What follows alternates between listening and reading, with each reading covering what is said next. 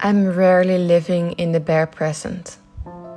I live through feelings and memories, and I'm controlled by my hunger for intensity.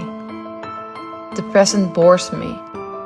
The present is neutral, a blank page in its core, and if not about sun rays stroking cheeks, or a waterfall drumming on my crown, a blackberry bursting on my tongue, or your seat, she bores me. It's not spiritual, and I'm aware. How aware I am, I'm a seeker of intensity, and have been a runner from the truth all my life, for I must be filling a void, so I'm told. But what if the void is filling me? What if I'm the void's totality, living itself in all its intensity?